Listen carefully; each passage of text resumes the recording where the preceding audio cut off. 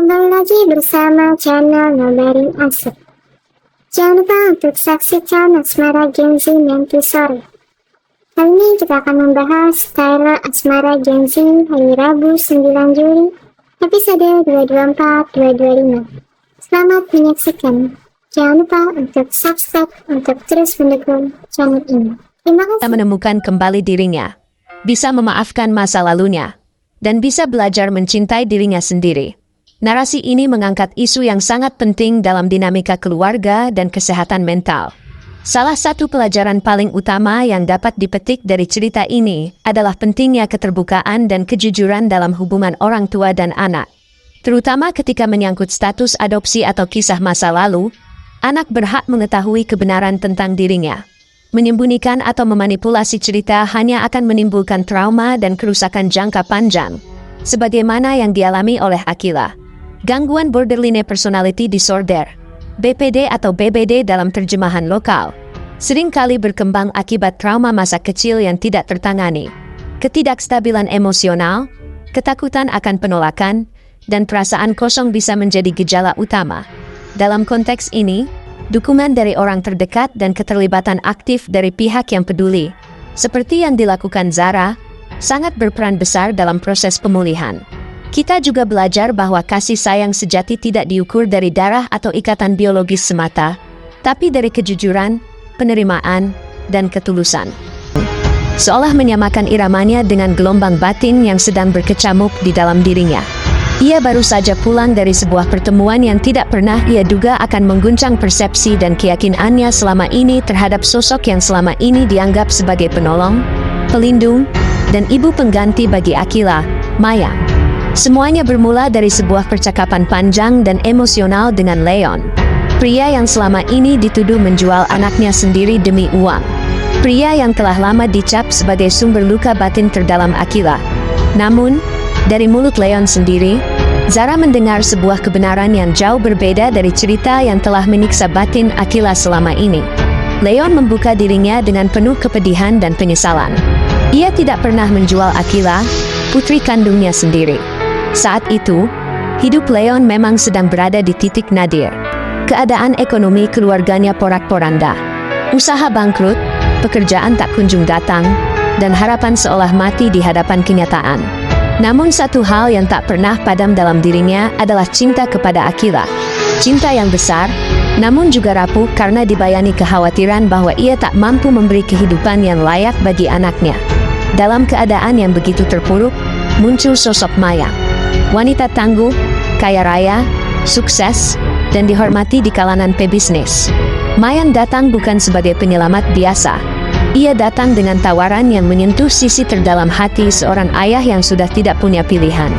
Ia menawarkan untuk merawat dan membesarkan Akila, memberi anak itu kehidupan yang layak, pendidikan terbaik, dan masa depan yang cerah. Leon, dengan berat hati, menyerahkan Akila kepada Mayan. Bukan karena uang, bukan karena imbalan, tapi karena cinta yang terlalu besar, dan karena merasa tidak layak menjadi tempat tumbuh anak sekesayangan itu. Namun di luar dugaan, Mayan tetap memberikan sejumlah uang kepada Leon. Uang yang besar jumlahnya. Awalnya Leon menolak, menepis pemberian itu dengan hati yang terluka. Tapi Mayan memaksa, berkali-kali meyakinkan bahwa itu adalah bentuk tanggung jawabnya yang tulus. Akhirnya, uang itu diterima, dan dengan segera disumbangkan oleh Leon ke sebuah yayasan sosial. Ia tak menyentuh sepeser pun untuk dirinya sendiri. Bagi Leon, nilai dirinya sebagai ayah tak bisa dibeli dengan uang. Namun, kisah yang disampaikan Mayang kepada Akila bertolak belakang. Mayang menyampaikan cerita bahwa Akila telah dijual sejak kecil oleh ayah kandungnya sendiri. Cerita yang terdengar kejam dan menghancurkan. Cerita yang kemudian menjadi awal mula luka batin berkepanjangan. Cerita yang menyeret Akila ke dalam jurang penyakit kejiwaan yang kompleks, Borderline Personality Disorder, atau BBD. Gangguan mental yang membuat Akila seringkali tak mampu membedakan emosi, merasa tidak dicintai, dan meragukan nilai dirinya sendiri. Luka itu tertanam begitu dalam, seperti racun yang menyusup ke dalam pembuluh nadi, merusak dari dalam tanpa suara. Zara mengingat semua gejala itu. Ledakan emosi yang tak menentu, ketakutan ditinggalkan, dan luka harga diri yang tak pernah sembuh. Semua itu kini memiliki akar yang jelas. Semua itu lahir dari satu kesalahpahaman besar yang dibangun oleh sosok yang seharusnya menjadi pelindung, Mayang. Zara merasa hatinya tercabik. Ia tak bisa membayangkan bagaimana selama ini Akila menanggung beban begitu berat. Ditambah lagi, fakta bahwa Mayang menyembunyikan status Akila sebagai anak adopsi dari semua orang, termasuk dari Fatah, saat dulu Fatah dan Akila menjalin hubungan asmara. Padahal, Zara tahu betul bahwa keluarga Fatah bukanlah tipe yang mempermasalahkan status kelahiran atau darah. Mereka adalah keluarga yang hangat, menerima, dan tulus dalam mencintai. Kejujuran adalah hal yang lebih utama bagi mereka. Semakin dipikirkan, semakin kuat tekad dalam diri Zara. Ia merasa terpanggil, terdorong oleh rasa sayang dan empatinya yang tulus. Ia ingin menyelamatkan Akila dari bayang-bayang masa lalu yang kelam. Bukan dengan kemarahan, bukan dengan mengungkap aib, tetapi dengan merajut kembali jalinan kebenaran. Karena hanya kebenaran yang mampu menyembuhkan luka, dan hanya kasih sayang yang mampu menghapus trauma. Zara mulai mencari tahu lebih dalam, menggali satu persatu alasan mengapa Mayang menyembunyikan semua itu. Mengapa Mayang membiarkan luka itu tumbuh di dalam diri Akila? Apakah ada motif tersembunyi? Apakah ada rasa bersalah dalam diri Mayang yang tak pernah disuarakan? Atau, apakah Mayang sendiri tidak pernah menyadari bahwa kisah keliru yang ia bangun telah menghancurkan jiwa seorang gadis kecil hingga dewasa? Zara menyadari satu hal. Kadang, orang dewasa membuat keputusan berdasarkan niat baik yang tidak sepenuhnya tepat. Mungkin Mayang berpikir bahwa membenci ayah kandung akan membuat Akila lebih mudah mencintai ibu penggantinya. Mungkin Mayang berpikir bahwa status anak adopsi akan membuat Akila merasa berbeda dan tersisih. Namun niat baik yang diselimuti kebohongan, tetaplah racun yang pada akhirnya menyakiti. Dalam perjalanan batinnya yang semakin dalam, Zara mulai menyusun langkah demi langkah. Ia menemui psikiater yang menangani Akila. Ia berdiskusi dengan Leon, memastikan bahwa cerita yang ia dengar adalah kebenaran yang tidak ditambah atau dikurangkan. Ia bahkan membuka komunikasi dengan Fatah, mantan kekasih Akila, yang masih menyimpan kepedulian tulus terhadap gadis itu. Semua dilakukan dengan satu tujuan, menyembuhkan. Menyembuhkan hati yang retak, menyembuhkan jiwa yang terpuruk, menyembuhkan cinta yang selama ini terluka karena kesalahpahaman yang disengaja. Narasi ini bukan sekadar kisah tentang pengkhianatan atau kebohongan. Ini adalah kisah tentang bagaimana cinta yang tak tersampaikan dengan jujur bisa melukai lebih dalam dari kebencian. Ini adalah kisah tentang seorang gadis yang kehilangan jati dirinya karena kisah masa lalu yang dituturkan dengan versi keliru. Dan ini adalah kisah tentang seorang sahabat yang dengan ketulusan dan keberaniannya berusaha menyatukan kembali kepingan-kepingan kebenaran agar sahabatnya dapat kembali utuh. Zara tahu bahwa perjalanan ini tidak akan mudah. Penyembuhan luka batin bukanlah perkara satu malam. Namun ia percaya bahwa dengan kebenaran, dengan cinta, dan dengan kesabaran, luka itu bisa sembuh. Akila bisa orang tua angkat sekalipun bisa menjadi sosok yang sangat berharga dalam hidup seorang anak, asalkan mereka jujur dan terbuka. Akhirnya, kisah ini adalah panggilan untuk semua orang dewasa yang sedang membimbing anak-anak. Jangan pernah mengira bahwa anak tidak memahami atau tidak berhak tahu. Mereka tumbuh, mereka merasakan, dan mereka berhak tahu kebenaran tentang siapa diri mereka, agar mereka bisa tumbuh menjadi pribadi yang utuh dan mencintai dirinya sendiri dengan sepenuh hati. Akhirnya, setelah malam-malam panjang yang dipenuhi kegelisahan dan pertanyaan yang terus menggantung di benaknya, Zara memberanikan diri. Ia tahu, langkah berikutnya adalah konfrontasi. Bukan dalam bentuk kemarahan, melainkan dalam bentuk pencarian kebenaran. Ia ingin menatap langsung ke mata orang yang selama ini menjadi tokoh sentral dalam hidup Akila, Mayang. Ia ingin mendengar jawaban, bukan dari bisikan orang lain, bukan dari spekulasi, tapi langsung dari sumbernya. Zara datang ke rumah Mayang dengan hati yang bergetar, tapi tekadnya kokoh. Ia tahu bahwa yang akan ia gali bukan sekadar alasan, tapi lapisan-lapisan emosi dan rahasia yang telah lama terkubur di balik keanggunan dan ketegasan seorang wanita bernama Mayang. Ia tahu bahwa segala sesuatu yang disembunyikan selama ini pasti memiliki akar. Entah itu rasa takut, trauma, atau mungkin juga cinta. Dengan ketegasan lembut, Zara menyampaikan apa yang ia ketahui.